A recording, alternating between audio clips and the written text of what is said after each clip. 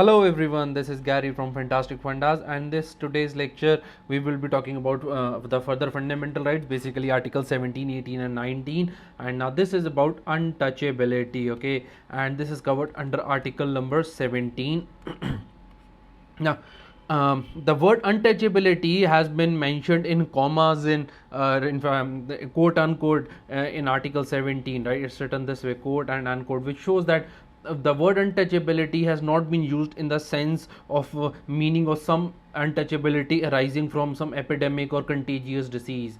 कि किसी को कोई बीमारी हो गई तब उसको कोई छूता नहीं है, तो वो वाला अछूतपन नहीं है. इनफैक्ट क्योंकि ये कोट अनकोट में लिखा गया सर, ये दिखाता है कि it is this historical untouchability that was part of the Hindu system, Brahminical order, or the this division of society into various classes and castes. So that is the kind of untouchability we are talking about, under which we do not communicate people with people from lower caste, and people of lower caste are kept away.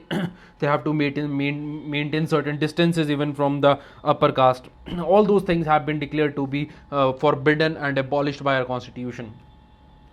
So constitution uses the word forbidden and abolished for the purpose of this article, forbidden and abolished. Okay, now further what constitution has done, it says that if any kind of untouchability is practiced, right, it shall be an offence for the purpose of law. It shall be an offence. When I say it is an offence, that means it is punishable with imprisonment. And it also empowers, it says that it shall be an offence in accordance with the law, right? This is written in Article 17.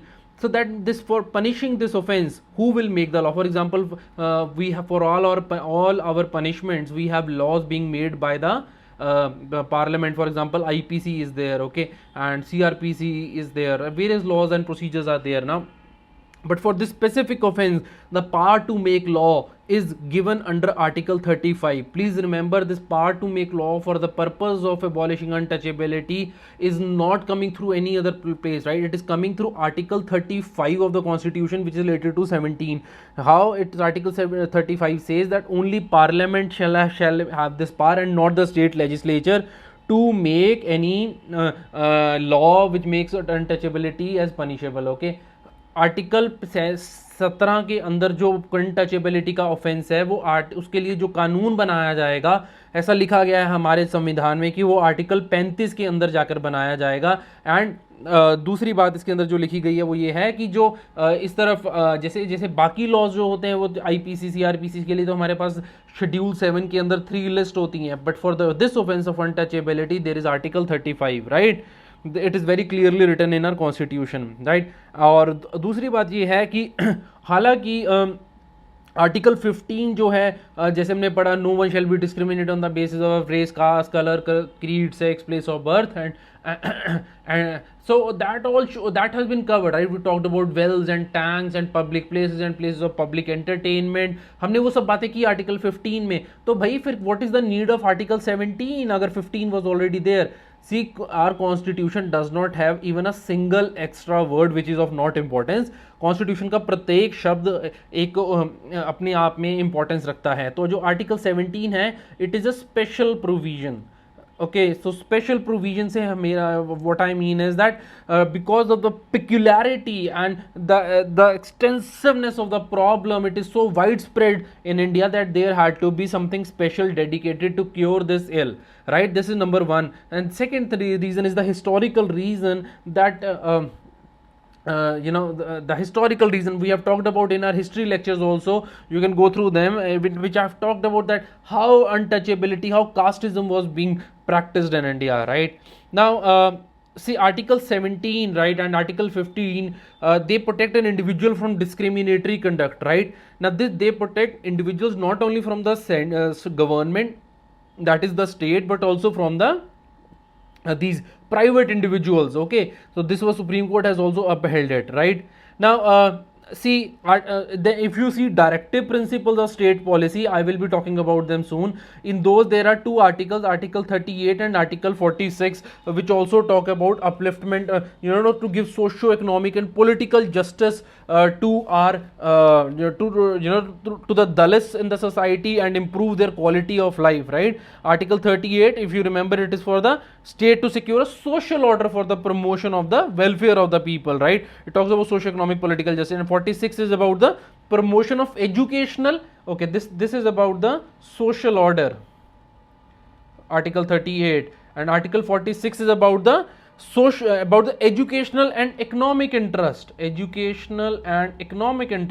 of whom? Scheduled caste, scheduled tribe and other weaker section, right? And same way is the Article 38 is general, it is for everyone, welfare of the people, okay? And उसके अंदर ये भी लिखा Article 38 के अंदर हम inequality को minimize करेंगे, inequality, right? So this is being talked about. So these articles are basically in consonance with each other, right? Article 38, 46 and also Article 15 and 17. So whenever there is a question or directive principle of state policy, if you want to score extra brownie points, then you must mention Article 38, 46 along with Article 15 when you are writing about Article 17. That is how good marks are scored in polity. You have to show interplay of various things, right? So, and then you can also talk about preamble. So what all do you talk about when you talk about untouchability? You talk about preamble. क्या बात करेंगे preamble में? Justice, socio-economic, political, okay, and anything else from the preamble, right? And then you can talk about Article 15, Article 17. Obviously, you can talk about Article 14 also, and then you talk about Article number 38 and 46, and ultimately you also talk about Article 35. This is when your answer will be complete in your mains paper if you want to score good marks in this question of untouchability that might come. And this is used for your essay paper also. You can mention all these things or you can show your knowledge over there, okay? Now because of these because for implementing the provisions of Article 17, that is abolition of untouchability in India, few things were done. And what were those few things? Let me tell you quickly about those, okay? So the first thing that was done was a law was passed which is known as the Civil Rights Act. If you have not you must be aware of this act, okay, 1955. Now this act it was amended in 1976 and it was made more stringent, and it contained, it says that untouchability, you cannot justify untouchability on the basis of religion. We don't give damn about religion even if it talks about the untouchability as a practice, untouchability on religious grounds. Justification on religious grounds is not acceptable. On religious ground is not acceptable. आपका धर्म जो मर्जी कहता हो, आप ये untouchability नहीं acceptable है, okay, right? And then even you preach untouchability, आप untouchability के बारे में जाके बातें फैलाओ, even that is a crime, right? It's a crime. Okay, and then if you insult a person or scheduled caste at any place, then that is a crime, right? And it is a non-compoundable offence. Non-compoundable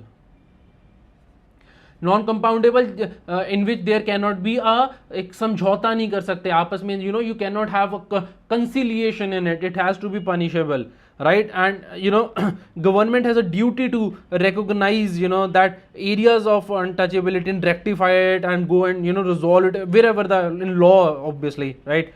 And government has to take suo motu action in case of atrocities against the scheduled tribes. That I have read this Protection of Civil Rights Act 1955. In this act they talk of many things. For example, if a person is running a hotel and in that hotel he stops people of scheduled caste, scheduled tribe, people from these backward classes to come enter because of the reason of untouchability or because of their being belonging to certain caste, then his license of hotel can be cancelled. His license can be cancelled, right? This is what is being said. So अगर कोई गलत ऐसे काम करता है और अगर वो रिपीट ऑफेंस करता है तो सज़ा भी है, फाइन भी है, बहुत कुछ ऐसी चीज़ें दी गई हैं, and if somebody calls a scheduled person or scheduled caste as a scheduled caste, see, it is derogatory भाई. अगर आप कोई व्यक्ति को आप उसे scheduled caste कहते हो, see, it's like, let me give you an example of, it's like same as happening in Germany, right? They have abolished this word Nazi or so many things related to Hitler have been abolished. Nazi was a racist person. He killed so many people, Hitler, I mean, right? So same way, right? He, whatever, if you even almost talking about him, it has become an offense. The same way over here, the atrocities that were committed, because it is an atrocity on a person of scheduled caste. If this atrocity can be through your action or through your words, and very appropriately, a very good care has been taken in our constitution and through our laws against this menace. Okay and untouchability, तो supreme court ने तो कहा है कि जो untouchability है it is a kind of slavery only, और कुछ नहीं, स्लेवरी ही है भाई, right. And then there was also another act pass which is known as the schedule caste schedule type prevention of atrocities act, prevention of atrocities act. Okay, so you can mention this thing in your essay or mains paper wherever you want. This was passed in 1989, right? And then we will now move to article number 18. This was about untouchability, right? Now article 18, this is about abolition of titles. Article 18, this is abolition of titles, right? And this article number 18, now with a lot of confusion I find among people about this article. Basically, let's read the bare act of this. You can take out your bare act. See, article 18 says that no title should be not being a military or academic distinction. यानी military का title यानी कि कैसे title, lieutenant, right, or any such title, right, or a captain or a major or whatever, right, a brigadier, whatever, right? All those these are military or let's say chief of army staff or whatever, wing commander and admiral and whatever. All those articles, all those titles, right? They are military titles, and all the academic distinctions. For example, I hold a degree in doctorate, so you can call me Dr. Gary, right now. Right, so this is the kind of academic distinction or academic title that I have, right? So except for these military ones and this this title on of education, related to education, right? So apart from this, right, no title shall be conferred by the state. Only these titles are allowed in India, right? And that is number one rule that you have to remember regarding abolition. Only state can give these titles. No more titles can be given state. State can give only two. One is this and second is this, right? Right, for example, Field Marshal Manekshaw.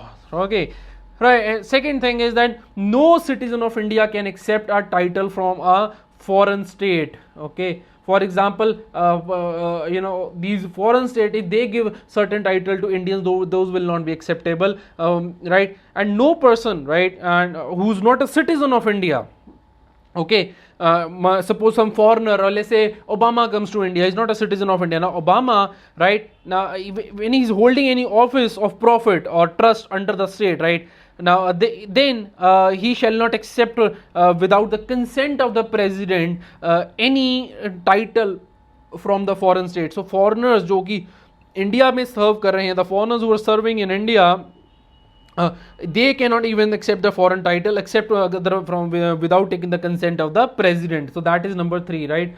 The third part is related to the foreigners, right? And number 4 is that any person who who is holding any office of profit, India के अंदर office of profit, we'll talk about this in detail, or trust under the state, he shall without the consent of president कुछ भी वो accept नहीं कर सकते हैं, कोई भी emolument और office of any kind under foreign state. Okay, किसी भी foreign state से कुछ भी बिना president की permission के हम खुद भी accept नहीं कर सकते. This is not number 5, this is 4 only. One is for the foreigners in India, this is for the Indians who are accepting foreign titles. Okay, so these are the things, right? Now it is not clear under law that if anyone it says that no citizen of India shall accept a title from any foreign state, right? That is article 18 clause 2 कि हम बाहर से किसी भी सिर्फ कोई title नहीं लेंगे, right? But what will happen if we breach this? It is not clear, right? It is not written anywhere, but then that will be a violation of the constitution, and a violation of constitution, and this respect for constitution, adherence to constitution is a condition at so many things. For example, in the chapter on citizenship we talked about this, that one should be loyal to the constitution, but by violating it you just might be going against the constitution, and then you have risk of losing citizenship and such so on things. Okay, for example, in so many oaths it is written that I shall bear full adherence to the constitution and secrecy and blah. All oath, if oath is violated, some action can be taken, right? Now Supreme Court has held, right? What about these titles that you keep on getting, the Bharat Ratna? Okay, these are not educationary or neither, nor they are these military articles. So what about these articles over here? So regarding these articles, Supreme Court has said that they are not titles. Okay, they are not titles, right? Bharat Ratna or this Padma Bhushan and Padma Vibhushan and all these Padma articles.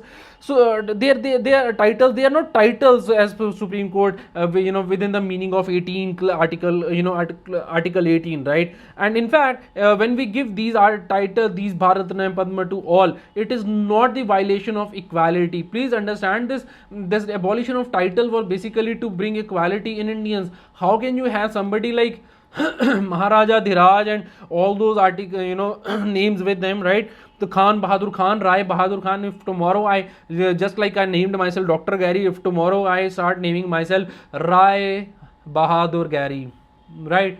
What will this mean? This, I cannot do this under law officially, though my name can be Rai Bahadur Gary, but it cannot be my title as such, right? So because everyone is equal in India, that is why we are reading this article under the equality section. Now these titles, these not so-called titles, these Bharat Ratna, Padma Bhushan, Vibhushan and all the articles, I'm calling them articles again and again because they're just like they're like a thing, right? Something. Okay, now which is being presented on the people, given to people. It's their titles in a sense, but not for the purpose of article 18. Article 18 के अंदर इनको title नहीं माना जाएगा. तो जो ये चीजें हैं, they do not bring inequality. ऐसा Supreme Court ने कहा है, they are equal only. It is just the recognition of the merit. अरे भाई merit भी तो कुछ होती है, तो उसी की recognition हो रही है. Okay, and even the courts held that equality का मतलब ये थोड़ी ना कि merit को recognize ना करें, right? In fact, under Article 51A Clause J, this is the fundamental duty of ours that we should strive toward excellence. When we are striving toward excellence, then they give us these prizes. Not that these awards, let's say Bharat Ratna Padma Award. Okay, these are awards. They are officially, they are also called awards. They are not titles. Now we strive toward excellence, and when we have excelled, as many of you will do one day, so you will get these awards, Bharat Ratna, Padma Bhushan and Vibhushan and all. So that हमारी तो duty है. तो how can we say कि हमने Article 18 को breach कर दिया, right? It is a duty to reach the highest endeavors and achievements. Okay, so basically. This was about Article 18. As such, not important for our paper generally, but if you see it in current affair anyway, this just might come in the paper. Okay, so that was about Article 17 and 18. So that was all about today's lecture, and now just wanted to make two very important announcements. And the first thing is that I just wanted to thank you all whosoever you have shared my videos on various social media, on Facebook, Twitter, Google Plus, everywhere. Thank you so much from my heart, and it is my humble request that you please keep on sharing this video in future also. जिन्होंने आज तक नहीं share की, if you really like the video, it's my humble request, please share it with others. That gives me encouragement to make better videos and ज़्यादा videos, and I can cover ज़्यादा subject अगर आप इस video को share करते हैं. And second thing is that this is for your own benefit. If you really like these videos and you want that updates about the new videos should come into your mailbox, you can subscribe to us. You can see the subscribe button over here. You can click on us and videos will come right into your email box. आप हमें subscribe कर सकते हैं. अगर ऐसा करते हैं तो videos directly आपके mail box में आ जाएंगी. बस इतना ही कहना है. That is all, and thank you for watching the videos.